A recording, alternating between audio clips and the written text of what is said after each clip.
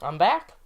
In this video, I will be introducing some examples of categories and some terminology behind categories, which I wasn't exactly clear on in the last video. Now, you may be wondering why I just said categories and not meta-categories, and the reason why is because before I said a meta-category was just something that obeyed the category theory axioms, and a category was something that was really a sub-collection of meta-categories. A category was a meta-category where the collection of objects was a set and the collection of arrows were a set.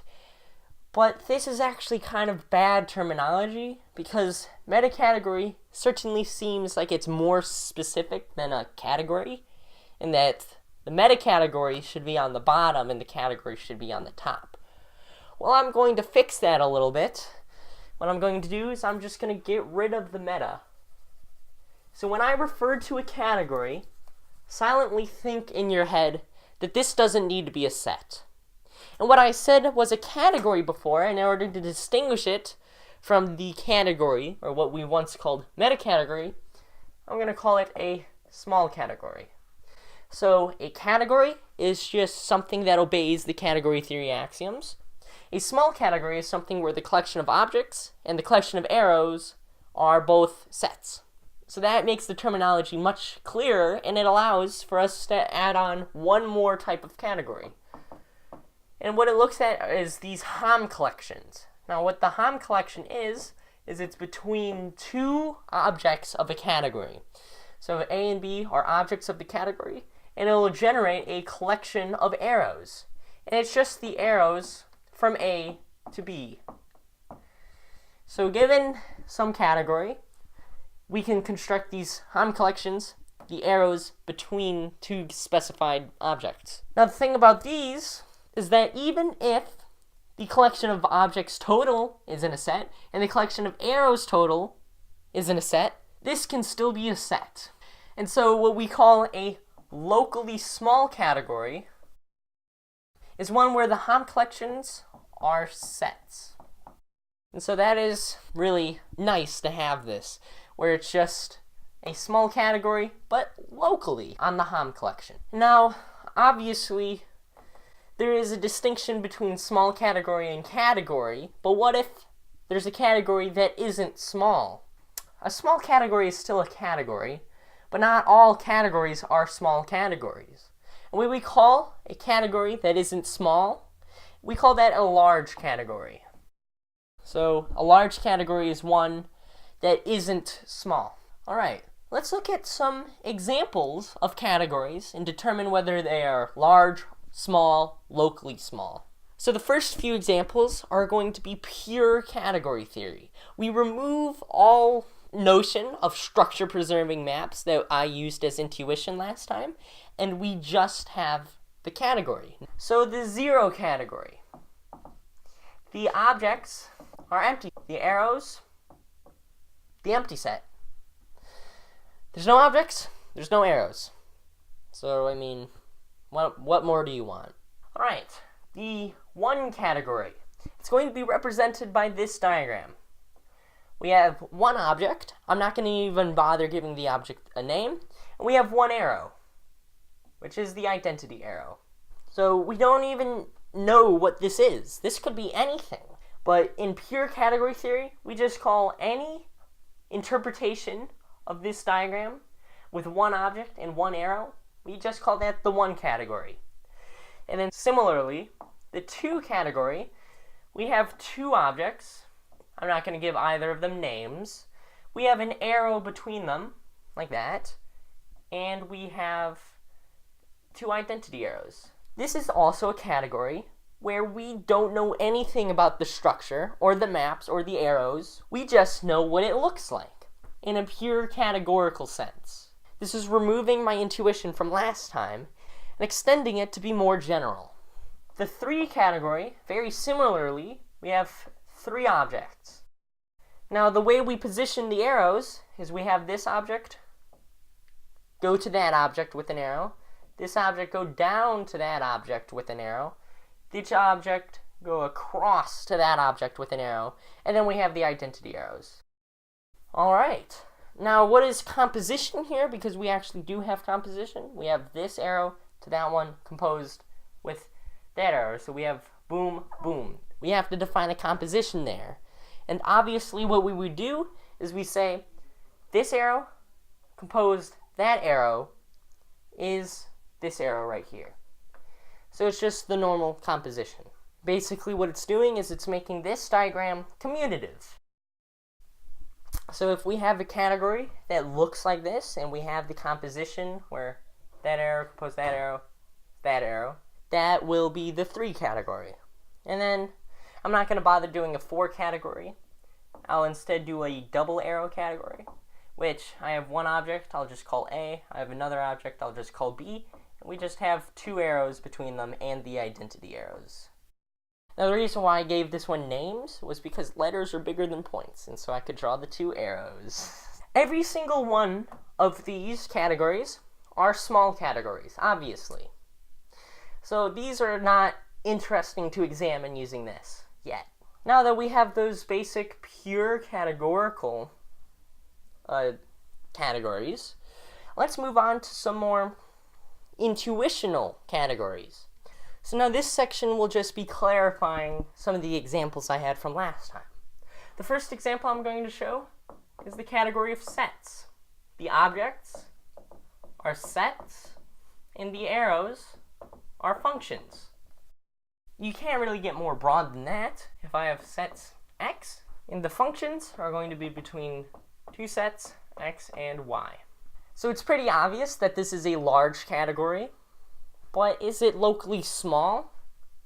Well, the Ham collection between 2 objects is the set of functions between 2 objects, or between 2 sets.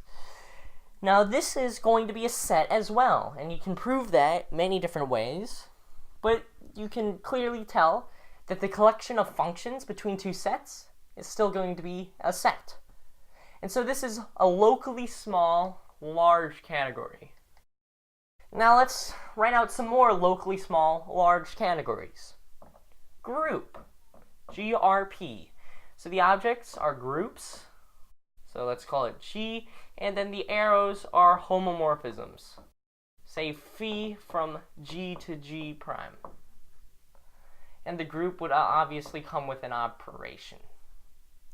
And then by the fact that homomorphisms are a type of function, the Ham sets are obviously also going to remain sets.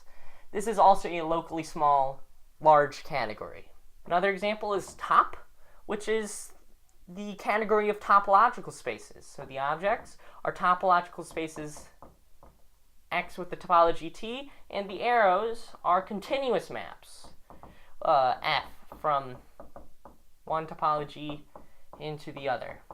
Some more examples are going to be the abelian groups called AB. This is the objects are abelian groups, and the arrows are homomorphisms between the abelian groups. Another example is the category of rings. The objects are rings, and the arrows are ring homomorphisms. And then we can have C ring, which are commutative rings, and the ring homomorphisms between those.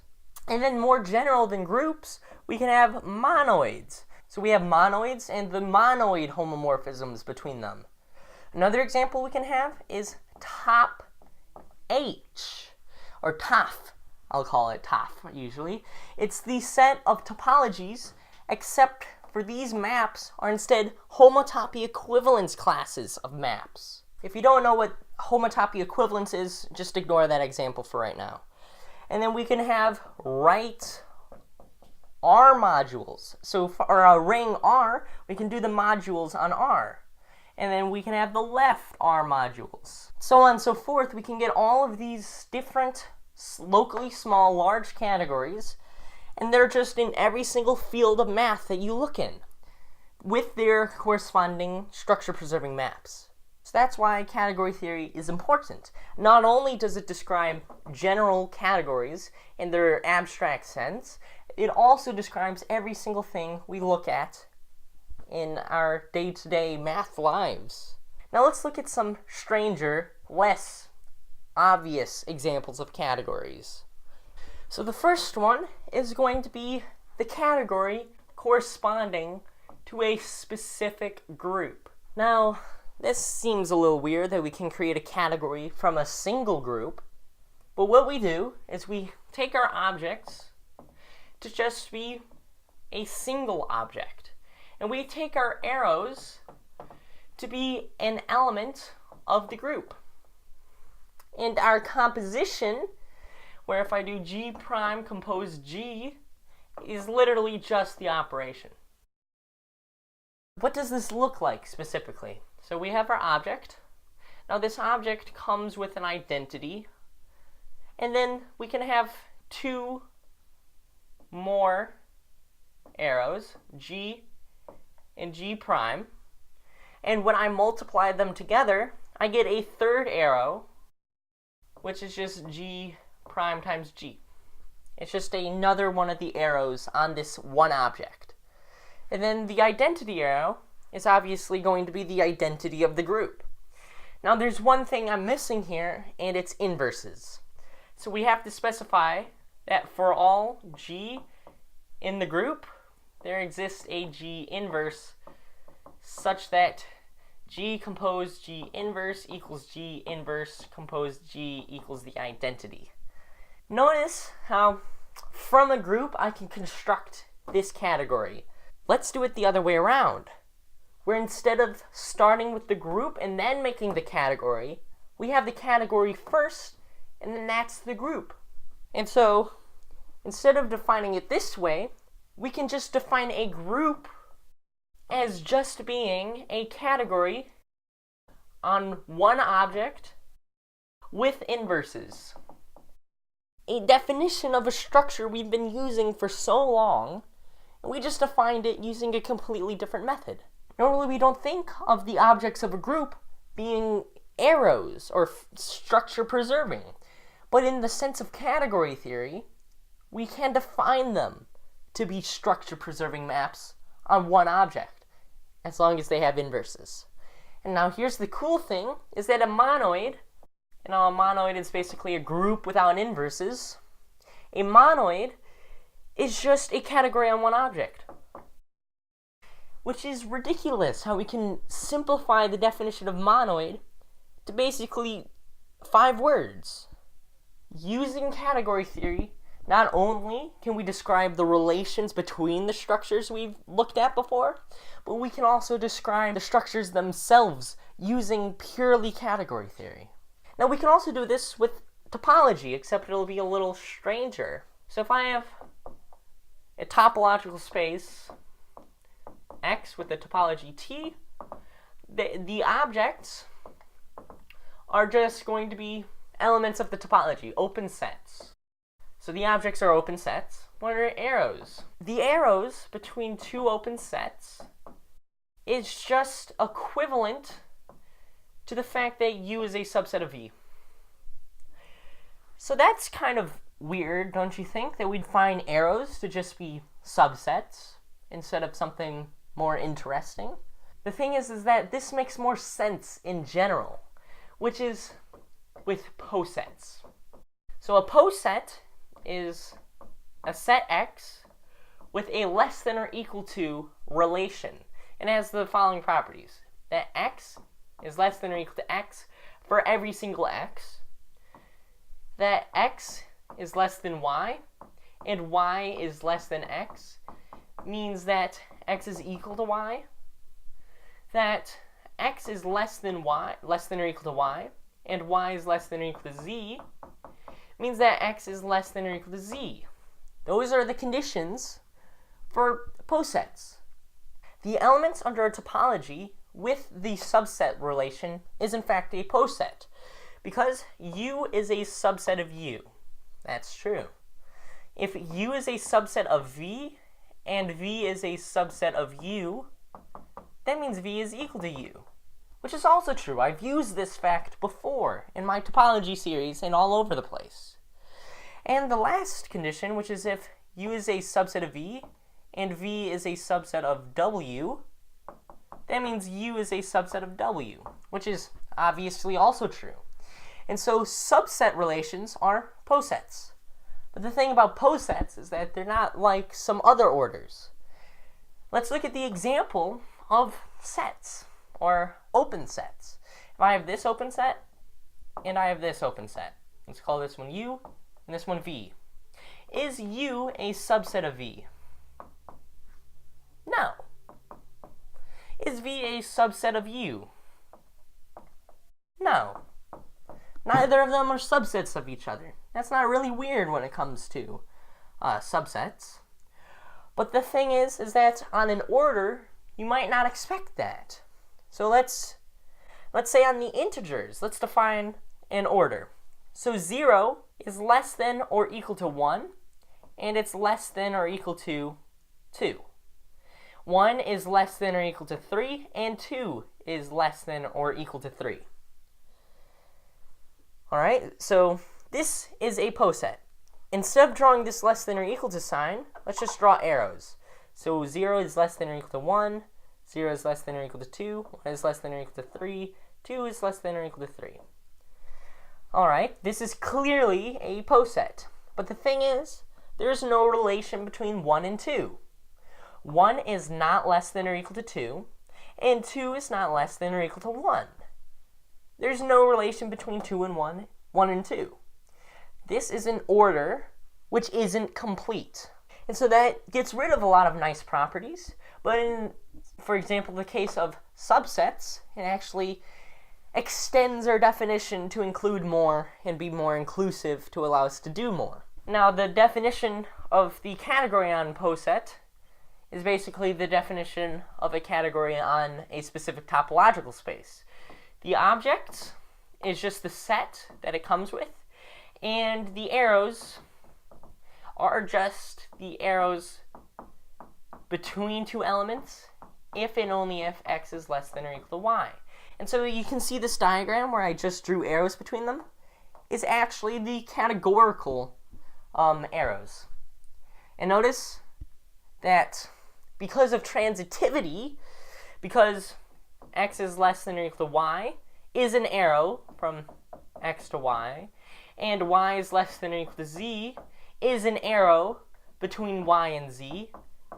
The composition, G composed F, is an arrow between x and z, which is true because of transitivity.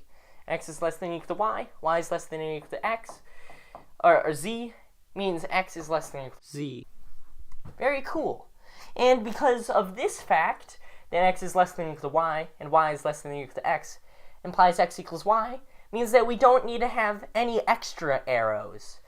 Because if I were to do an arrow from x to y, and another arrow from y to x, the composition, G composed F, would just be the identity between x and x. So there's no need to add arrows, because each arrow is unique for the relation between two objects. And so this is the composition on topological spaces as well. So if I have an arrow between two open sets and another arrow between open sets, the composition is just the fact that the subset is transitive. Now, what exactly is the use of this topology? Like, I can see the use of this topology pretty clearly. Like, it's just defining groups in terms of category theory. But this isn't doing that. It's doing something a little bit different. And the thing it's doing is it's setting us up for sheaves and pre-sheaves, which we will get into later. And I already have a video on sheaves and pre-sheaves generally in category theory, which I'll show. Now I'm just going to introduce a few more categories, which aren't really as important, but they are still used. So, the category of matrices. This is a weird one. We say that the objects, you might say the objects are matrices. No, they're not. The objects are positive integers. All right, now what are the arrows? The arrows are m by n matrices. And we say that an m by n matrix is an arrow from n to m. Notice that the second one is the domain and the first one is the codomain. And what this allows for is that composition is just multiplication. That just makes it really easy on us. So we have an arrow from n to m, and then from m to k. That's A, that's B. What would this be? Well, this is just BA. I don't know what else to say. That's the category of matrices. It's a little weird because we don't usually view matrices as being arrows from their dimensions. But really, this does help a little bit when analyzing matrices. Now, ordinals come with a lot of things. If we have some, what we can do is define a chain. So from 0 to 1, 1 to 2, 2 to whatever. Continue that chain up. And we just have normal composition. So this is really the category on posets. If n is less than or equal to m, that means that there is an arrow between n and m. So it's the poset category on ordinals, except we don't actually require it to be a set. Alright, now there's another version of this, which is called the simplicial category, and we specifically take it on the finite ordinals, omega, and instead of defining it arrows between n and m to just be this relation, we do require this relation, but we just require it to be an order-preserving map, which means that if I is less than or equal to j, I is less than or equal to j means that f of I is less than or equal to f of j. Now, if you're confused on how we can have a function between two numbers, this is just a function between the ordinal representation. So the von Neumann, which I'm finally pronouncing right, the von Neumann interpretation of the ordinals, which will be in the iCard somewhere. Just click on that and you'll understand how these are sets. Now, this delta category, or the simplicial category, doesn't actually need to be on the finite ordinals only. It's just usually they are on the finite ordinals only. Now, there is another category called fineord, which is just basically the category on sets, where the sets are all the elements of the finite ordinals. So just functions between finite ordinals. They're not anything different. So they're not order preserving necessarily, they're just functions. Alright, hopefully now you can see how categories really extend the definition of structure preserving, and it really helps us analyze the structure in some of these theories that we were talking about before, but in more general. And that's it.